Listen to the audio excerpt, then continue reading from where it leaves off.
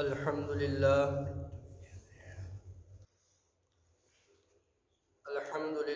رب العالمين والعاقبة للمتقين والصلاة والسلام على سيد الأنبياء والمرسلين وعلى آله وأصحابه أجمعين.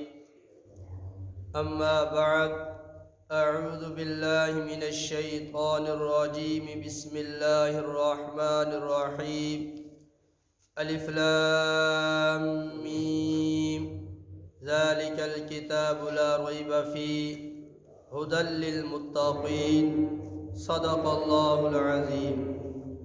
اللهم صل على سيدنا ومولانا محمد وعلى آل سيدنا ومولانا محمد وبارك وسلم. اللهم صل على سيدنا ومولانا محمد وعلى آل سيدنا ومولانا محمد وبارك وسلم. اللهم صل على سيدنا ومولانا محمد وعلى آل سيدنا ومولانا محمد وبارك وسلم. بسم الله الرحمن الرحيم. الف لام میم، یہ حروف مقطعات میں سے ہے. ذالک الکتاب، یہ کتاب، لا ریب فیہ، جس میں کسی قسم کا کوئی شک نہیں ہے. ھدی للمتقین، ہدایت ہے ڈرنے والوں کے لیے. ھدی للمتقین کے بارے میں بات چل رہی تھی کہ یہ کتاب تقوی اختیار کرنے والوں کے لیے، اللہ سے ڈرنے والوں کے لیے ہدایت ہے. اور ہدایت اس کو ملے گی جس کے دل میں ہدایت کی طلب بھی ہوگی. اب جو رات کو یہ طلب لے کر سوئے گا کہ صبح کی نماز میں جماعت کے ساتھ پڑھوں گا، تو اللہ تعالیٰ اس کو ہدایت عطا فرما دیں گے، وہ نماز پڑھے گا. اور جو یہ نیت لے کر سوئے گا میں سارا دن کیا تھکا ہوا ہوں، صبح کی نماز مجھے نہیں پڑھی جائے گی، اور نماز کی نیت ہی نہ کرے، اس کے دل میں نماز پڑھنے کا ذوق اور شوق اور طلب ہی نہیں ہے، وہ کیسے اللہ کے گھر میں حاضری دے گا؟ تو طلب پہ بات ہوتی ہے. جس کو اللہ چاہتے ہیں اس کو اپنے گھر میں آنے کی توفیق عطا فرماتے ہیں، اور جو اللہ کے گھر میں نہیں آ رہا اپنے گھروں میں مصلی بچھا لیتے ہیں، وہ یہ نہ کہیں کہ ہم نہیں جاتے، اللہ آنے نہیں دیتا. جس کو اللہ پسند فرماتے ہیں اس کو اپنے در کی حاضری نصیب فرماتے ہیں، اور وہ خوش نصیب ہیں جن کو اللہ کے در کی حاضری نصیب ہو جاتی ہے. قیامت والے دن یہ اللہ کے گھر مسجد ان کے بارے میں گواہی دیں گے، اور مسجد کی گواہی قبول ہوگی، اور یہ مسجد جنت میں جائے گی. جو مسجد کو آباد کرنے والے ہوں گے وہ بھی ان کے ساتھ جنت میں داخل ہوں گے. اللہ ہمیں مسجدوں کو آباد کرنے کی توفیق عطا فرمائے. اللہ مردوں کو مسجد میں آ کر جماعت کے ساتھ نماز کے اہتمام کرنے کی توفیق عطا فرمائے. دنیا کے کاموں کی وجہ سے، دنیا کی محبت کی وجہ سے آج ہم اللہ کے گھر سے بہت دور چلے گئے ہیں. دنیا کا نقصان برداشت نہیں ہے، دین کے نقصان ہم برداشت کر لیتے ہیں. افسوس ہوتا ہے دنیا تو دنیا میں ہی رہ جائے گی، اور دین، یہ اعمال، یہ تو مرنے کے بعد ہی کام آئیں گے. جو مرنے کے بعد کام آئیں گے ان کی فکر ہی کوئی نہیں، اور جو دنیا کی چیز دنیا میں رہ جائے گی اس کے لیے اللہ کے حکم بھی توڑ رہے ہیں، نبی کے طریقے بھی چھوڑ رہے ہیں. گھروں میں مصلی بچھا کے سجدے کر کے خوش ہو کے بیٹھ جاتے ہیں. ہاں عذر ہے، کوئی بیمار ہے، تکلیف ہے، وہ نہیں آ سکتے، ان کے لیے شریعت نے گنجائش رکھی ہے، وہ گھروں میں نماز پڑھ سکتے ہیں. اور جن کو کوئی تکلیف ہی نہیں، دنیا کے دھندوں کے لیے تو پوری دنیا کی سیر کر لیتے ہیں، سارا دن دوڑتے رہتے ہیں، اللہ کی عبادت کے لیے گھروں میں مصلی بچھا لیتے ہیں. جی کیا کرے جی، اللہ تو سب کو جانتا ہے، اللہ کو تو سارا علم ہے. خیر بہرحال یہ اس کو توفیق ملتی ہے جس کے دل میں طلب ہوگی. جس کے دل میں طلب نہیں اس کو اللہ تعالیٰ اپنے گھر میں نہیں آنے دیتے. تو اللہ سے دعا کہ اگر اللہ ہمیں قبول فرما لے، اپنے در کی حاضری ہمیں نصیب فرما لے. تو تقوی ڈرنے والے، جو اللہ سے ڈرنے والے ہیں، پرہیزگاری اختیار کرنے والے ہیں، یہی لوگ ہیں جن کے لیے قرآن ہدایت بن کر آیا ہے۔ اور ایسے لوگ گزرے ہیں جو اتنا تقوی اختیار کیا کرتے تھے کہ مشتبہ لقمہ، شک و شبہ والا لقمہ بھی منہ میں نہ داخل ہو۔ حضرت ابو بکر صدیق رضی اللہ تعالیٰ عنہ کے بارے میں آتا ہے کہ ان کا غلام تھا، تو ان کے پاس کچھ کھجوریں تھیں، تو ابو بکر صدیق رضی اللہ تعالیٰ عنہ کو اس نے کھجور دے دی۔ تو سیدنا صدیق اکبر رضی اللہ تعالیٰ عنہ نے وہ کھجور کا دنا کھا لیا۔ بعد میں پوچھا کہ یہ کہاں سے آئی تھی؟ تو اس کے غلام نے کہا میں زمانہ جاہلیت میں جھاڑ پھونک کیا کرتا تھا، تو آج میں گزر رہا تھا، ان کی شادی تھی، خوشی تھی، تو انہوں نے مجھے کھجوریں دے دی ہیں۔ تو سیدنا ابو بکر صدیق رضی اللہ تعالیٰ عنہ فرمایا یہ تو میرے لیے جائز نہیں ہے۔ تو اب انہوں نے اپنے اندر انگلی ڈال ڈال کے قے کرنی شروع کر دی، پھر پیٹ پانی سے بھر دیا، پانی پی پی پی کر پیٹ بھر گیا، پھر قے کی، حتیٰ کہ سارے معدے کو خالی کر دیا کہ مشتبہ لقمہ بھی میرے پیٹ میں نہ جائے۔ آج ہم مشتبہ نہیں، جان کو پتہ ہے یہ ناجائز ہے، پتہ ہے یہ حرام ہے، پتہ ہے یہ میرا حق نہیں، پھر بھی ہم اپنے پیٹ بھر رہے ہیں۔ وہ تقوی سے اختیار کرتے تھے کہ مشتبہ چیز میں استعمال نہیں کرتے تھے، اور ہمیں پتہ ہے یہ ہمارے لیے جائز نہیں ہے، اپنے پیٹ بھی بھر رہے ہیں اور اپنے گھر والوں کے پیٹ بھی بھر رہے ہیں۔ فرمایا جو حرام مال سے یا یتیم کے مال سے ناجائز طریقے سے مال کما کر پیٹ بھر رہے ہیں، قیامت والے دن یہ حرام مال منہ سے جہنم کے انگارے بن کے نکلیں گے۔ آج تو میٹھا لگتا ہے، آج تو مزے لے لے کر کھا رہے ہیں، لیکن مرنے کے بعد پھر پتہ چل جائے گا۔ حضرت امیر المؤمنین سیدنا فاروق اعظم رضی اللہ تعالیٰ عنہ، ان کے تقوی کا یہ حال تھا، ایک مرتبہ بیت المال میں خوشبو آ گئی، اب اس کو تقسیم کرنا تھا، تو امیر المؤمنین سیدنا فاروق اعظم رضی اللہ تعالیٰ عنہ کی گھر والی نے کہا کہ اس کو میں تقسیم کر دیتی ہوں۔ فرمایا نہیں۔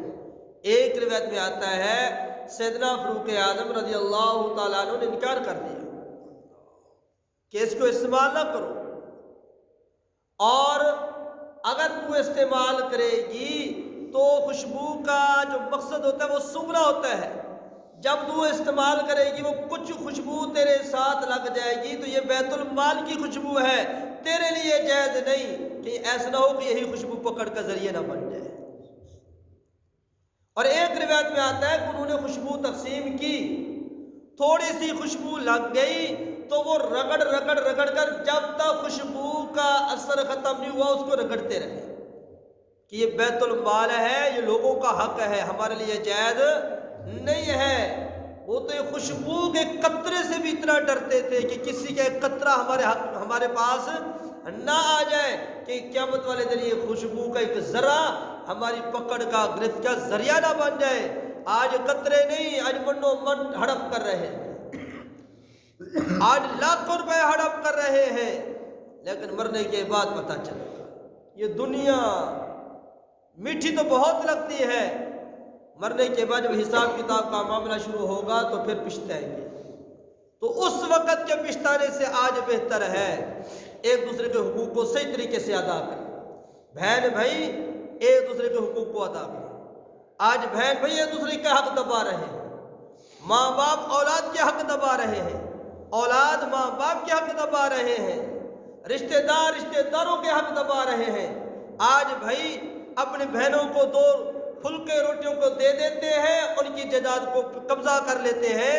آج تو ہم بڑے سیانے بڑے ہوئے ہیں، لیکن مرنے کے بعد فیصلہ ہوگا کہ ان کا جو حق تھا وہ پورا ادا کیا تھا یا روٹیوں پہ گزارا کیا تھا۔ 2 سوٹ لے کر دے دیے، 2 روٹیاں دے دی، 2 جوتے لے کر دے دیے، ٹھیک ہے جی میں بھی اپنی بہنوں کا حق ادا کر رہا ہوں، یہ حق نہیں، ان کا حق پورا ان کو دو۔ روٹی دو نہ دو تمہاری مرضی، جوتی دو نہ دو تمہاری مرضی، کپڑا دو نہ دو تمہاری مرضی، ان کی جو جائیداد کا حق ہے وہ پورا دو۔ یہ قرآن نے کہا ہے اگر ایسا نہیں کریں گے تو قرآن کے انکاری بن جائیں گے، قرآن کے پہ عمل نہ کرنے والے ہوں گے، پھر مرنے کے بعد اس کا حساب دینا پڑے گا۔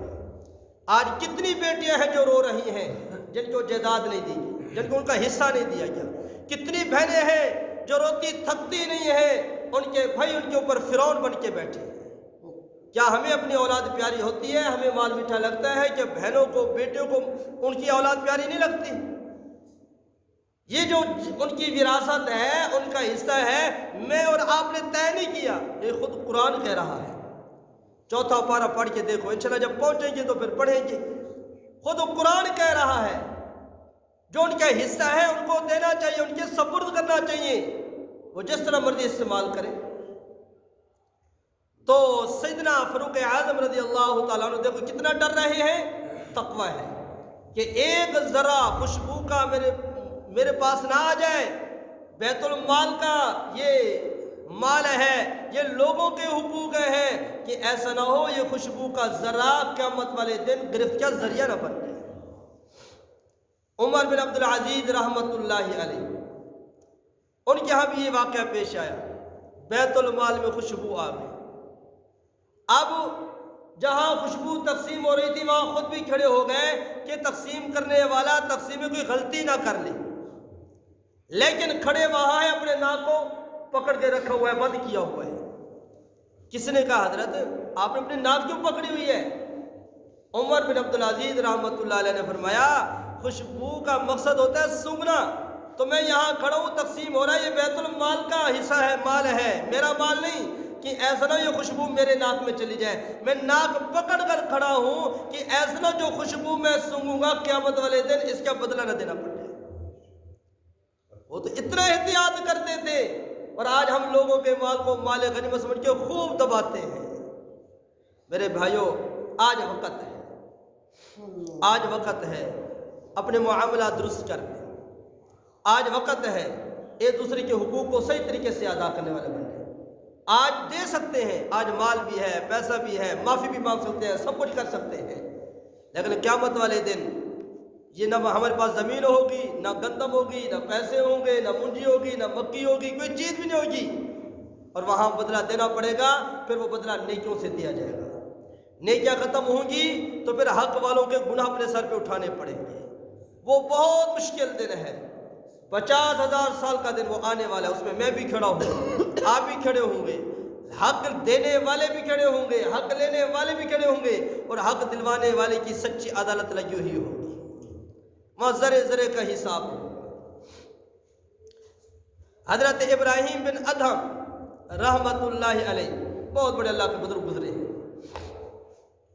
ایک دفعہ بیت المقدس میں بیٹھے تھے، بعد نے لکھا ہے کہ وہ سوئے ہوئے تھے، تو 2 فرشتے ہیں، تو وہ کہنے لگے، ایک فرشتے نے کہا اس جو سویا ہوا ہے نا ابراہیم بن ادہم، اس کو ولایت کا مقام ملنے والا تھا، لیکن ایک کھجور کی وجہ سے، ایک کھجور کے دانے کی وجہ سے یہ ولایت کے مقام سے محروم ہو گیا ہے۔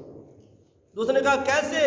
انہوں نے کہا بصرہ کے بازار میں یہ کھجوریں خرید رہا تھا، تو جس سے کھجوریں خریدی اس کی ایک کھجور نیچے گر گئی تھی، اس نے اٹھا کر وہ کھا لی، شاید یہ میری کھجور گری ہے جو میں نے خریدی ہے، ان میں سے کھجور گری ہے، اٹھا کے کھا لی، وہ کھجور اس کی نہیں تھی، جس سے خریدی تھی اس کی تھی، اس کا حق تھا، ایک کھجور اس کا حق کھایا، ولایت کے درجے سے محروم ہو گیا، آنکھ کھلی، گیا جہاں سے کھجوریں خریدی تھیں وہاں اس کی جا کے قیمت ادا کی اور اس سے معافی بھی مانگی، پھر سویا، تو پھر فرشتے نے آ کر کہا اللہ نے اس کو ولایت کا مقام عطا فرما دیا ہے۔ ایک کھجور کا دانہ کھانے سے انسان کتنا اللہ سے دور چلا جاتا ہے، اور ہم پیٹ بھر کے کھا لیتے کہتے ہیں اللہ پہ بخش کے سی، اللہ معاف کرنے والا ہے، اللہ غفور الرحیم ہے، بے اللہ غفور الرحیم ہے، اللہ کی قید قانون بھی ہے، اللہ کے کوئی قوانین بھی ہیں، اس کے اوپر بھی عمل کرنا چاہیے۔ غلط دیکھتے رہیں اللہ پہ معاف کرے سی، غلط بولتے رہیں اللہ معاف کرے سی، غلط تولتے رہیں اللہ معاف کرے سی، غلط کام کرتے رہیں اللہ معاف کرے سی، لوگوں کے حق دباتے رہیں اللہ معاف کرے سی، اللہ معاف کرے گا، پر اللہ کے قانون پر بھی ہم نے عمل کرنا ہے۔ اگر اللہ کے قوانین پر عمل نہ کیا، حقوق العباد کو صحیح طریقے سے ادا نہ کیا، میں بار بار یہ عرض کر رہا ہوں، بار بار قرآن نے کہا، آمنہ کے لال نے فرمایا، محبوب رب ذوالجلال نے فرمایا، حقوق العباد کبھی معاف نہیں ہوگا، اس کے ذرے ذرے کا حساب دینا پڑے گا۔ فَمَن يَعْمَلْ مِثْقَالَ ذَرَّةٍ خَيْرًا يَرَهُ وَمَن يَعْمَلْ مِثْقَالَ ذَرَّةٍ شَرًّا يَرَهُ۔ سب کو حقوق دینے پڑیں گے۔ ہاں حقوق اللہ معاف کر دے، وہ قادر ہے، وہ بے نیاز ہے، کون ہے اسے پوچھنے والا، لیکن حقوق العباد وہ اس سے حق دلوا کر دیں گے۔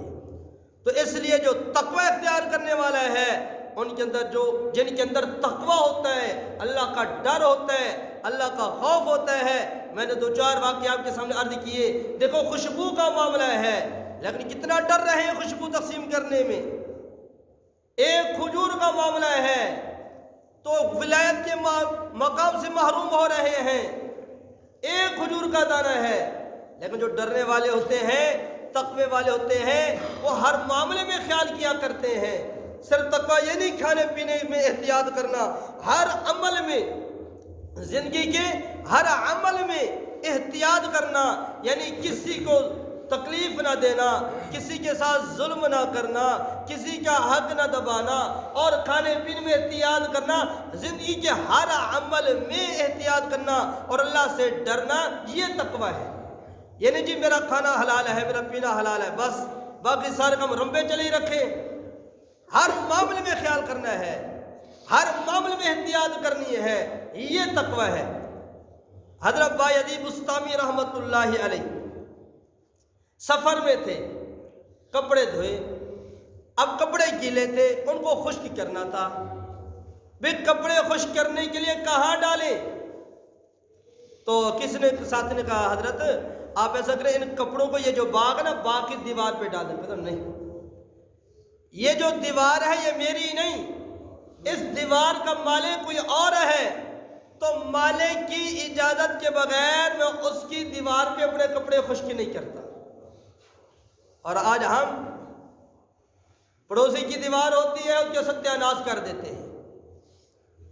گھر کے ساتھ گھر ہوتا ہے، مکان کے ساتھ مکان ہوتا ہے، مکان کو برباد کر دیتے ہیں۔ اور وہ کیا؟ پڑوس مالک کی دیوار کے بغیر، مالک کی اجازت کے بغیر دیوار کے اوپر کپڑے خشک نہیں کر رہے، اور ہم تو ہمسائے کی دیوار کو سارے جو ہوتے ہیں بے وغیرہ سے بھر دیتے ہیں اس کی اجازت کے بغیر۔ یہ جائز نہیں ہے۔ اللہ پکڑنے پہ کسی بات بھی پکڑ سکتا ہے۔ اور کسی نے کہا، حضرت آپ ایسا کریں، یہ جو گھاس ہے اس گھاس کے اوپر کپڑے خشک کر لیں۔ فرمایا نہیں، یہ تو جانوروں کی روزی ہے، اگر میں نے گھاس کے اوپر، پٹھوں کے اوپر کپڑے خشک کر لیے تو جانوروں کا حق مارا جائے گا، میں نہیں چاہتا کہ میں جانوروں کا حق ماروں۔ یہ ہے تقوی۔ جن کے دل میں تقوی ہوتا ہے، انسان تو انسان، وہ جانوروں کا حق بھی نہیں مارتے، اور ہم جانور تو جانور انسانوں کا حق بھی نہیں چھوڑتے۔ یہ ہمارے اندر بھی تقوی ہے۔ کس نے کہا، حضرت ایسا کریں، یہ جو درخت ہے درخت کے اوپر ڈال دیتے ہیں۔ فرمایا ہاں، چھوٹی ٹہنیوں پر نہیں، بڑی ٹہنیوں پر ڈالو تاکہ کوئی ٹہنی ٹوٹ نہ جائے، کیوں یہ جو ٹہنیاں ہیں یہ بھی اللہ کا ذکر کرتی ہیں، یہ ہری بھری ٹہنیاں، پتے، یہ سارے اللہ کا ذکر کرتے ہیں۔ یہ اور بات ہے، انسان اللہ کے ذکر سے غافل ہے، انسان اللہ کا ذکر نہیں کرتا، انسان ہر وقت گناہ میں مبتلا ہے۔ جب بولے گا اللہ کی ناشکری کرے گا، اللہ کی نافرمانی کرے گا، لیکن درخت، یہ ٹہنیاں، یہ پتے، یہ سارے اللہ کی یاد میں مصروف ہیں۔ تو میں عرض کر رہا تھا، جس کے دل میں تقوی ہوتا ہے، ڈر ہوتا ہے، پھر وہ جانوروں کا حق بھی نہیں مارتے، بغیر اجازت کے کسی کی چیز بھی استعمال نہیں کرتے۔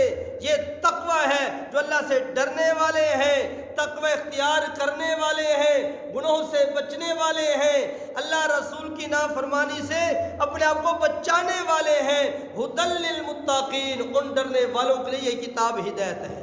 اگر ہم بھی ڈریں گے، اپنے اندر تقویٰ پیدا کریں گے، پرہیزگاری پیدا کریں گے، گناہوں سے اپنے آپ کو بچائیں گے، اللہ رسول کی فرما برداری پہ شروع ہو جائیں گے، تو یہ قرآن پاک، یہ کتاب ہمارے لیے بھی ہدایت بن جائے گی۔ اللہ تعالیٰ سے دعا ہے جو کہا سنا گیا، اللہ تعالیٰ ہم سب کو اخلاص کے ساتھ عمل کرنے کی توفیق عطا فرمائے۔